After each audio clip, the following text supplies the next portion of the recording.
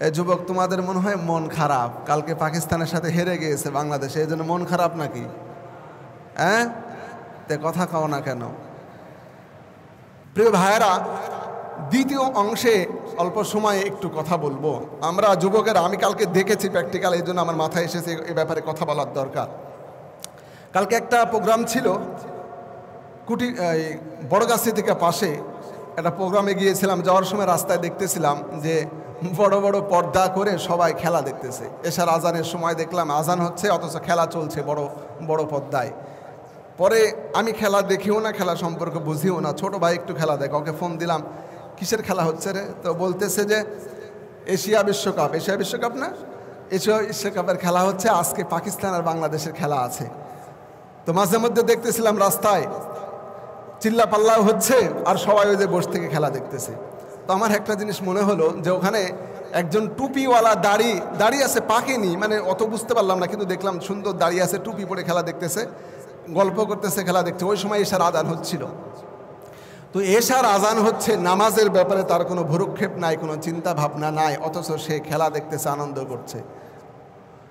পরবর্তীতে রাত্রে জানতে পারলাম সম্ভবত বাংলাদেশ হেরে গেছে, তাই না? খেলা তো আমি দেখি না, তো পরে জানতে পারলাম। বা ফেসবুক এখন ঢুকলে তো কি যেন একটা নাম দেখলাম, জাকের আলী না সামথিং, একজন প্লেয়ার, ও 0 রান করেছে, কয় বল খেলে যেন, একে নিয়ে একটা ট্রল হচ্ছে ফেসবুকে। এগুলো ঢুকলেই তো এগুলো দেখা যায়। তা আমি বলবো, আমার খারাপ লাগলো, নামাজের আজান হচ্ছে, অন্তত বন্ধ কর, 2-3 মিনিট টিভিটা বন্ধ কর। টিভি বন্ধ করতেছে না, ওই খেলা দেখছে, আজান হচ্ছে মসজিদে। তো প্রিয় ভাই, তোমরা অনেকেই খেলা দেখো, বা আমরা অনেকেই খেলা দেখেন। খেলা দেখা, খেলা করা, সেটা একটা অন্য জায়গা, অবশ্যই জায়েজ আছে, আবার কিছু ব্যাপারে নিষেধাজ্ঞাও আছে, সেটা ব্যাপারে আলাদা আলোচনা। কিন্তু আমি এই কথা বলবো যে আমরা সম্ভবত গত জুমায় হিন্স দিয়েছিলাম যে আমরা বিভিন্ন সময় বিশ্বকাপের খেলাগুলো হলে তাদেরকে অনুসরণ করি, বিধর্মীদেরকে অনুসরণ করি। ফাইনালে সম্ভবত ইন্ডিয়া আর পাকিস্তান গেল, তো ইন্ডিয়াদেরকে অনেকে, আমরা তো কাউকে ইন্ডিয়াকে কোনো প্লেয়ারকে আমরা কেউ পছন্দ করি না। অন্যান্য দেশের বিশ্বকাপের যে ফুটবলগুলো হয়, অন্যান্য দেশের সবাই কিন্তু ওই যে বিভিন্ন প্লেয়ারকে অনুসরণ করে। তো আমাদের বাংলাদেশের ম্যাক্সিমাম প্লেয়ারই তো মুসলমান, তাদেরকে অনুসরণ করা। তো প্লেয়ারদের মধ্যেও তো অনেকে আছে যারা 5 ওয়াক্ত নামাজ পড়ে। আমরা মাঝে মধ্যে ভিডিও এবং ফেসবুকে দেখি মাঠের মধ্যে আমাদের প্লেয়ারেরা নামাজ পড়তেছে। তো ওই প্লেয়ার, যার খেলা আমি দেখতেছি, সেও নামাজ পড়ে বিভিন্ন সময়, অথচ আমরা সামান্য তাদের অনুসারী হয়ে, আমরা দর্শক হয়ে খেলা দেখতেছি। আজান চলছে, টিভি চলছে, খেলার জন্য আনন্দ উল্লাস করছি, অথচ নামাজে যাচ্ছি না। নাউজুবিল্লাহ পড়বেন না? এত বড় গুনাহ চিন্তা করা যায়?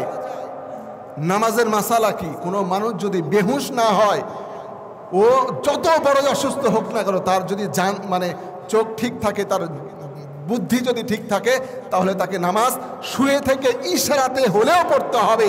নামাজের এত বেশি গুরুত্ব, এত বেশি গুরুত্ব রাসূল বলেছেন, হাদিসের মধ্যে এসেছে, এবং ফুকাহে কেরাম মাসআলার কিতাবের মধ্যে লিখেছেন, কোনো মানুষ যদি গুরুতর অসুস্থ হয় এবং বেহুশ না হয়, তার বুদ্ধি যদি ঠিক থাকে, আকল যদি ঠিক থাকে, তাহলে তাকে ইশারাতে হলেও নামাজ পড়তে হবে। এটা মাসালা। অথচ সামান্য আমরা খেলা দেখার সুবাদে আজান হচ্ছে, নামাজে যাচ্ছি না, আজান হচ্ছে, টিভি বন্ধ করতেছি না। কত বড় নিমুখ হারাম চিন্তা করা যায়? আল্লাহ পাক তো কোরআনে এমনি বলেননি, ইন্নাল ইনসানা লাকাফুর, নিশ্চয় মানুষ বড় নিমুখ হারাম। নাউজুবিল্লাহ পড়েন।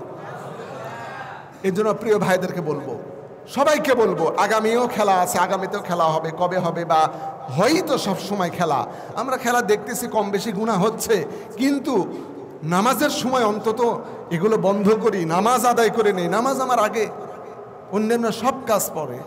প্রিয় ভাইয়ারা, আল্লাহ পাক আমাদেরকে সকল প্রকার ফিতনা থেকে বেঁচে থেকে সলাতের সাথে ঈমানের বৈশিষ্ট্য নিয়ে সমাজে চলার মতো তৌফিক দান করুক। সকলে বলছে আল্লাহুম্মা আমিন।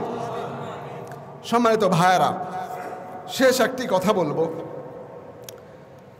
আল্লাহ পাক পৃথিবীতে আমাদেরকে মুসলমান হিসেবে দুনিয়াতে প্রেরণ করেছেন, এটা একটা কিন্তু নিয়ামতের ব্যাপার।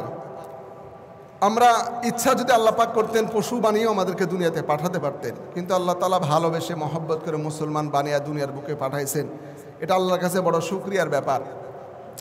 তো আমাদের কিছু কাজ আছে, যেই কাজগুলো করার মাধ্যমে আমার মুসলমানিত্ব প্রকাশিত হয়। আবার কিছু কাজ আছে যেই কাজগুলো করার মাধ্যমে আমি আপনি মুসলমান হিসেবে পরিচয় দিতে বড় লজ্জাবোধ হওয়ার দরকার এবং হয়। এবং রাসূলও বলেছেন এমন কিছু কাজ আছে যেই কাজ যদি কোনো মানুষ করে সে মুসলমানের কাতারে আর থাকে না, নাউজুবিল্লাহ পড়েন। তার মধ্যে একটা হলো কোনো মানুষ নামাজের আজান হচ্ছে অথচ সে নামাজে যাচ্ছে না, অন্য কাজের মধ্যে ব্যস্ত থাকছে, ওর মধ্যে পার্থক্য মানে কাফেরের মধ্যে আর ওর মধ্যে কোনো পার্থক্য থাকে না, নাউজুবিল্লাহ পড়েন। মুতাআম্মিদান মানে ইচ্ছাকৃতভাবে, ফাকাত কাফারা যে ব্যক্তি ইচ্ছাকৃতভাবে, মান তারাকা মুতাআম্মিদান যে ইচ্ছাকৃতভাবে নামাজকে ছেড়ে দেয়, ফাকাত কাফারা সে কুফরি করে। আর বাইনাস কুফরি ওয়াল বাইনাল মুমিন, মুমিন এবং কুফরের মধ্যে পার্থক্য হলো সালাত নামাজ। সুতরাং কত বড় কথা, আমরা নামাজ বাদ দিয়ে খেলা দেখতেছি, নামাজ বাদ দিয়ে পূজাতে অংশগ্রহণের জন্য চিন্তা ভাবনা করতেছি, নামাজ বাদ দিয়ে আমরা বিভিন্ন কাজের মধ্যে ব্যস্ত থাকতেছি। প্রিয় ভাইয়েরা, এজন্য সব কিছুই থাকবে, কিন্তু আমার আজকের জুমার নামাজের ওয়াক্ত যদি চলে যায়, এই নামাজ তো আমি আর ওয়াক্ত মতো জীবনে আর আদায় করতে পারবো না। এজন্য সব কিছু ফেলে রেখে আগে নামাজ আদায় করবো। আল্লাহ পাক আমাদেরকে তৌফিক দান করুক, আমিন বলেন।